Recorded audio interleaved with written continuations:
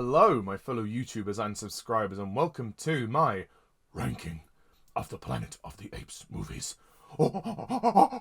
So, with the release of Kingdom of the Planet of the Apes, and Kingdom is still in cinemas if you want to go and see it, do go and see it. It's great on the big screen, I have to admit, even in IMAX.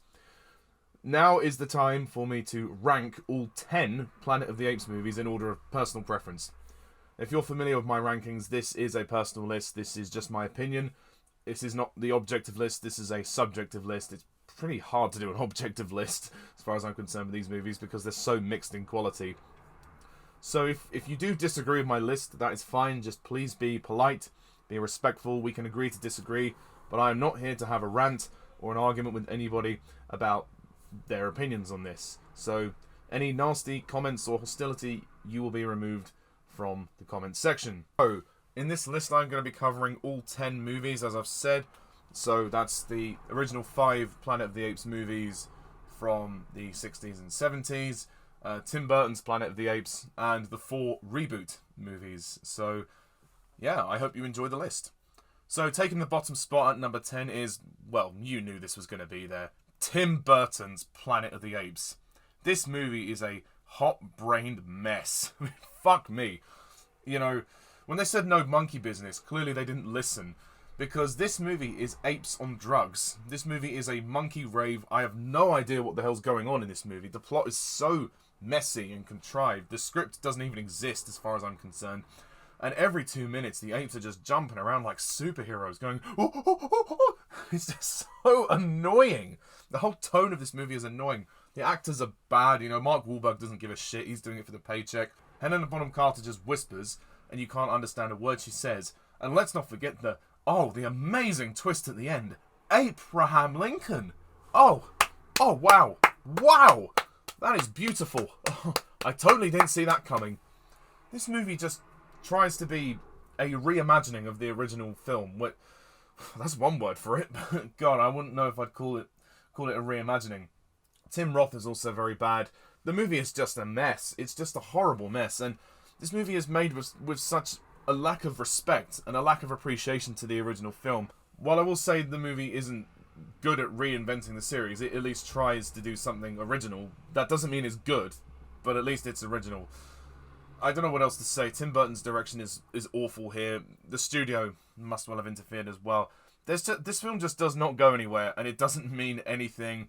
It's one of the worst movies I've ever seen. Aside the fantastic makeup effects, there's nothing to see.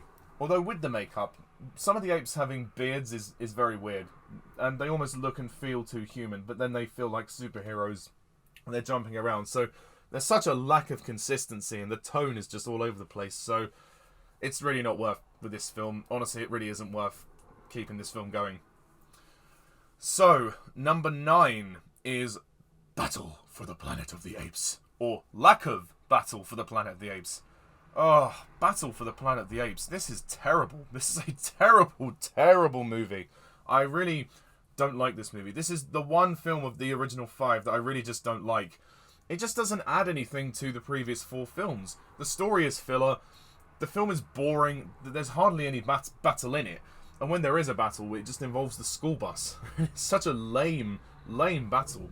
The movie's very short as well. You think the Battle for the Planet of the Apes would be so much more epic, but it really isn't. This is the film that should be, you know, the grand finale, the one that we've all built up to. Everything that's happened in the first 4 has led to this. Well, not really. This movie feels like an afterthought. It feels like, we've got to think of a plot to fill the time before we get to the battle. Caesar goes to the cave to learn about his parents. The movie is telling us things we as the audience already know. If you've seen Escape from the Planet of the Apes, it's just repeating information from that. Why do we need to do that? It's ridiculous. And the villain, Aldo, so badly written. So badly written. Like, where does his hatred come from? This whole motivation comes out of nowhere. And little Cornelius's death, there should be impact from this, but there really isn't. There really is no emotional impact. That's what makes War for the Planet of the Apes so much better than this, is that while, yes, the action spectacle isn't huge, the attention on emotion and character is much better than it is in this movie. This movie, again, has fantastic makeup, but other than that, it's a waste of time. The battle, it's kind of entertaining, but it only lasts a couple of minutes, and yeah, the final confrontation between Caesar and Aldo is just embarrassing, really. I mean, it's just really embarrassing, like the rest of the movie. So if you want my advice, I would say skip this one for, if you want your life worth living. Number 8 is the very disappointing Conquest of the Planet of the Apes. I don't hate Conquests, but I don't love it either. It's a very mediocre film. The first 2 acts of this film are so boring that I honestly zoned out for most of it. And this movie is not long. It's 90 minutes long, but it feels so much longer because the pacing drags. We're just seeing Caesar being taken through the prison center or whatever it is, the ape prison. And then the third act is where it's at. The third act is great when he breaks out and he starts the revolt. I almost think Rise of the Planet of the Apes is a better version of this movie than what this is, because at least Rise has the emotional impact. Again, I didn't care about anything that was going on, and Ricardo Montalban is, well, in it for some reason. His character reappears, but his character dies in such a stupid way that you feel no impact whatsoever.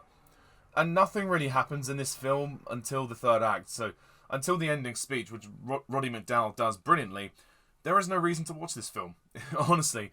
Other than to look at with the makeup and other than to see the third act, there's nothing here.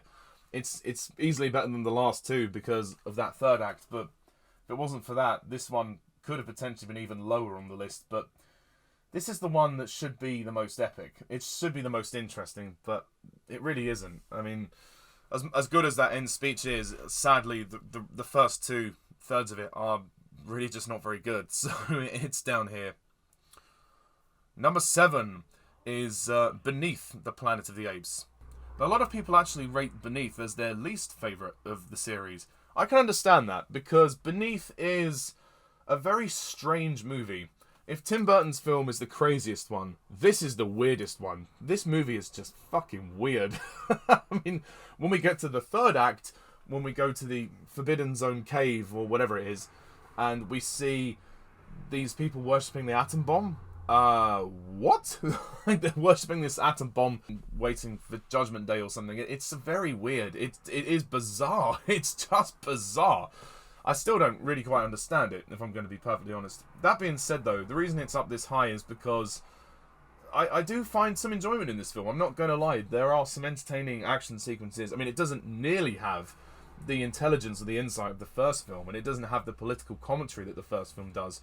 This is more of a fun action romp, but it's trying to say something with its religious undertones about the atom bomb. But again, it's just a very bizarre film, and also the mind control stuff I find very strange. And again, Brent as a protagonist, he's basically a Taylor ripoff. There's, Charlton Heston didn't want a big role in this film, and maybe he read the script and thought, nah. And so they got this guy to play Brent, who comes looking for Taylor. He doesn't have a lot of character. I mean, he's watchable, but he's not Charlton Heston. I mean, Charlton Heston's brief appearance in the film is nice. There's not much to say about those two, really. They're just kind of not interesting. Even, like, Nova's good in the film. I think she's good, and when she speaks, that's quite interesting. Obviously, her demise is powerful, but I wouldn't say that this was the sequel that we were waiting for, but I think it's decent enough. I mean, it has some entertainment value, but in terms of the script, it's not the best script in the world. But is it fun? Yes, I would say it's fun. It's more fun than it is good. So take that how you will. Number 6 is Escape from the Planet of the Apes. If it weren't for the other ones being so disappointing, this one would be quite lower on the list. Escape from the Planet of the Apes I would describe as the most fun of the series. It's the most light-hearted, but at the same time, obviously the third act does have its drama and its heartbreak, of course. I enjoyed this one because it was different. It was nice seeing Cornelius and Zira become celebrities and live in the human world. Although, that being said, the whole concept and the premise of this one does make it feel like the first movie in reverse. So there is an element of repetition here. And as I said before about repeating information, there's a whole trial section of this film where it does feel like we're saying the exact same things that Taylor had to say in the first movie about, whose world is it really? Who does it belong to? Apes or humans? All of that palaver. It's just the reverse. It's like, okay, we've been here before. Can we really just get on with it? And the film has this problem quite a lot, and that's the only thing that really drags it down. I do like the villain, actually. I think Otto Hasslein is an interesting character, because what he's trying to do is is for the greater good. He's not trying to be an arsehole, although he is an arsehole. He's trying to save humanity in his own way.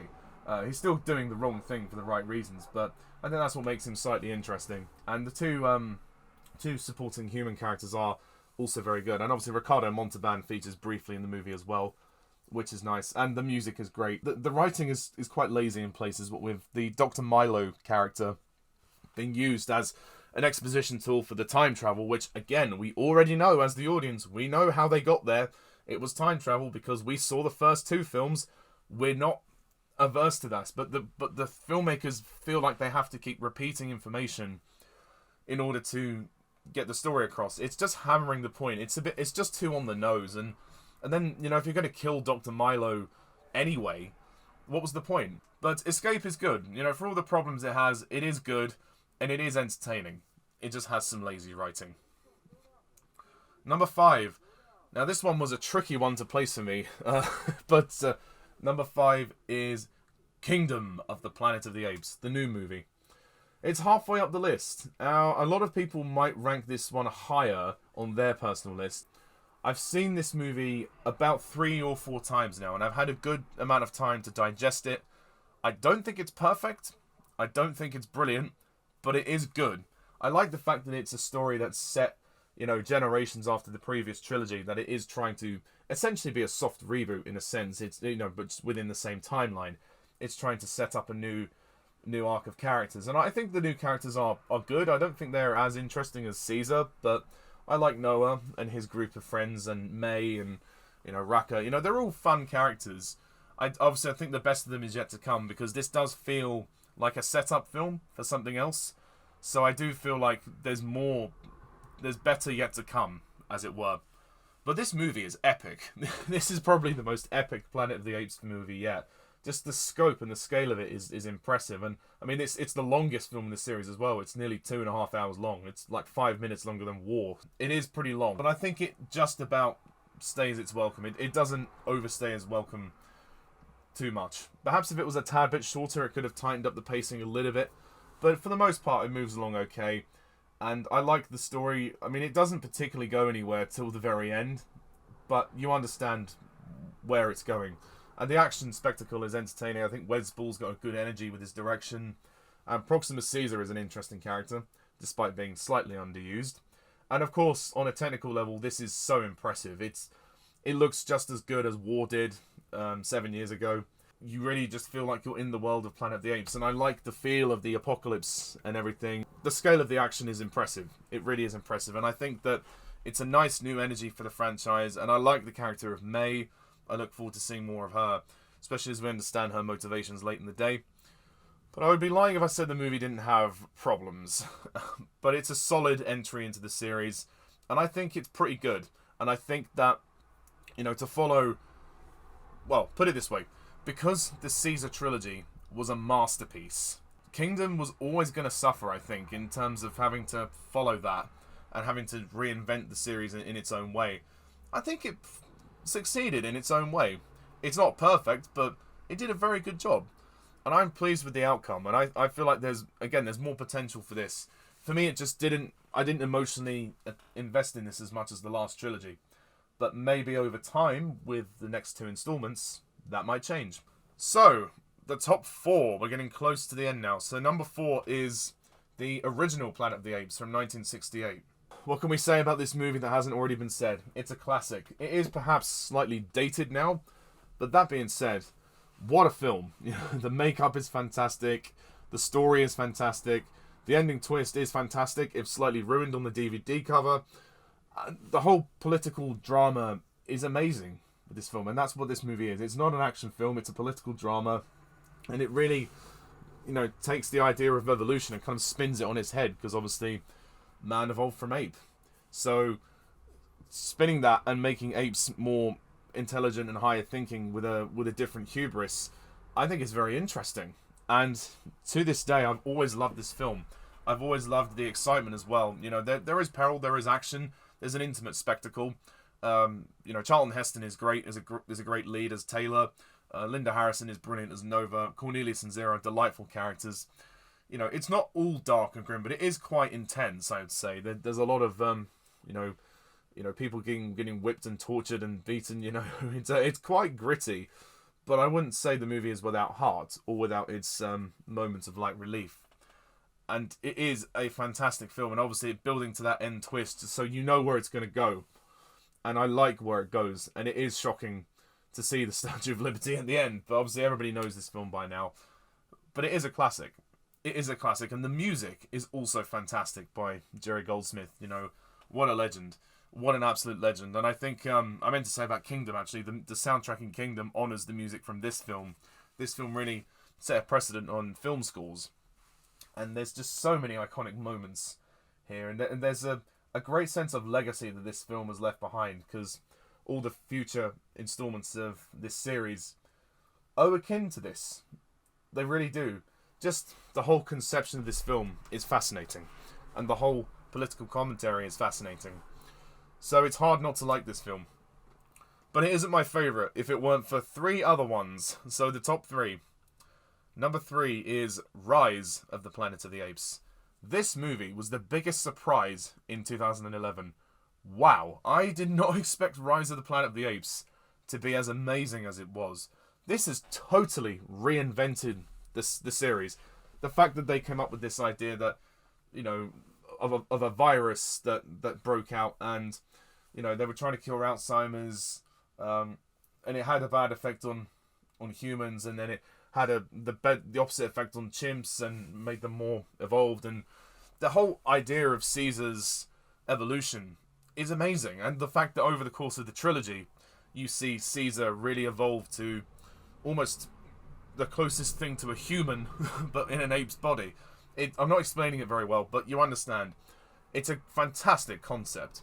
And the human characters are good, actually. I think, James Franco is good in the movie, even if he does cause the end of the world. And John Lithgow does a very good job at portraying Alzheimer's as well.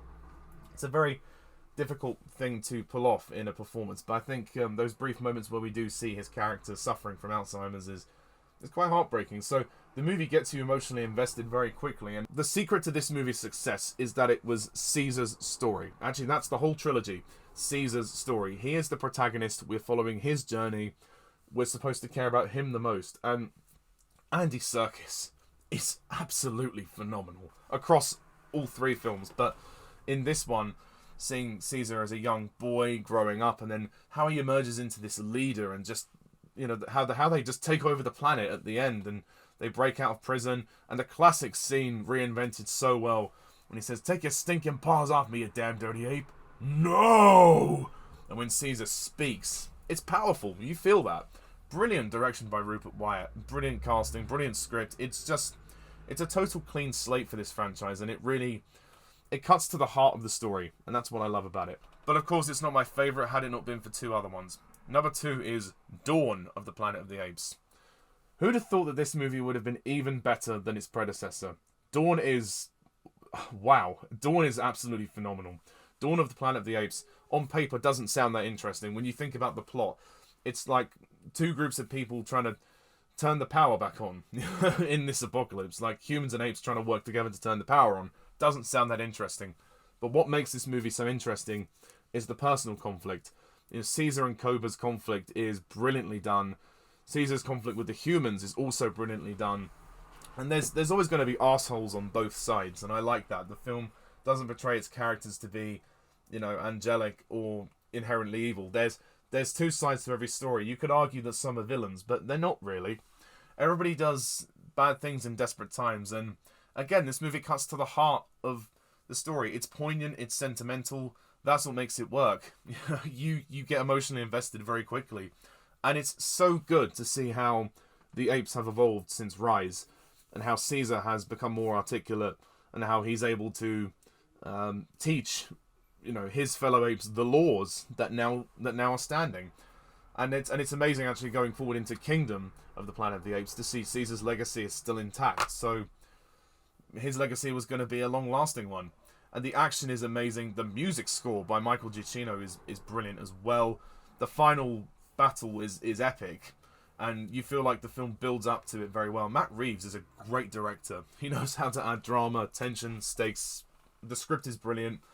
There's not much I can fault with this film. It really is very good. But my favourite film of the series is War for the Planet of the Apes. Ever since I first saw this movie, I was blown away. This movie is so good.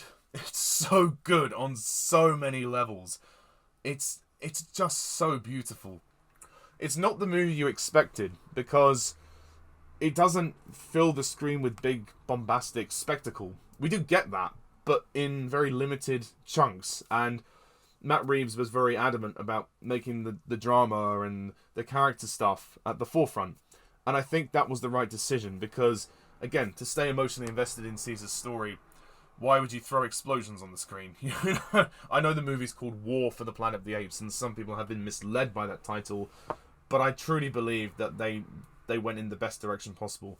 The feeling of this film, the look of this film, the post-apocalyptic feel, the cinematography is amazing. The visuals, these are the best visuals of the series. The apes look so, so good. And every reaction that Serkis gives as Caesar, it's absolutely brilliant. And the voice as well, how he's become more articulate, how he's been able to become a bit more human. It's amazing. And he deals with a very human thing, which is grief and loss. And the way that he has to, regain his empathy after he loses his empathy and he goes down a dark path. It's such an interesting journey, and it was such a perfect arc for him to go down. And then by the end, you feel like he really is he leaves the story a legend. He has redeemed himself and he's led his people to freedom. So there's almost the sense that this is a biblical epic, which I really like. And the score, I mean, I've never heard such a beautiful score in my life. Michael Giacchino's score, wow. It is absolutely fantastic. And at points, it could even move me to tears. I loved the fact that there was less dialogue in this film. And it moved beautifully. I mean, it is a slow-moving film, but for a purpose. Woody Harrelson is great as the Colonel. Amaya Miller's great as Nova. Everything about this film, it just really works. And the movie just rocked me to my core. And ever since I first saw it, I was hooked by it. I thought, wow, this is an amazing film. The tension, the drama, the emotion, the action. When the action is there, it is amazing. We open with this huge battle, and then we also close with quite a big battle as well. So the movie knows when to use its action, but it uses it sparingly, which I really like. And I just love the drama between Caesar and the Colonel.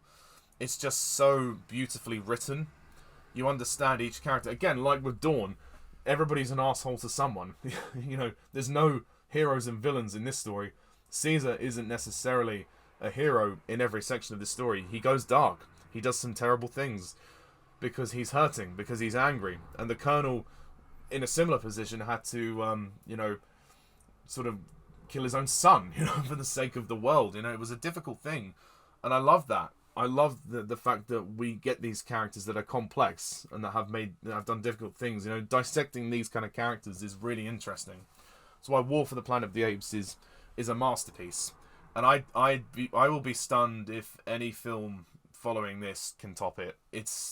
Kingdom had a tough job to top this, and I don't think it quite succeeded. But this movie stands to me as the best Planet of the Apes film. And Bad Ape, great character. That could have easily tipped the movie into being slightly less good than it was. But Bad Ape, he fits very well, and his comedy is subtle, cute, and it adds that little sprinkle of light relief that you need to make this work. So that's my ranking of the Planet of the Apes movies. Just to recap my list: number 10 is Tim Burton's Planet of the Apes, 9 Battle for the Planet of the Apes, 8 Conquest, 7 Beneath, 6 Escape, 5 Kingdom, 4 the original Planet of the Apes, 3 Rise, 2 Dawn, and then 1 War. So what do you think of this series? Please comment down below and let me know. I want to see your lists. This is just my personal opinion. Please don't hate me if you disagree. And stay tuned for more videos and rankings in the future. So until next time, see you soon. And apes together, strong.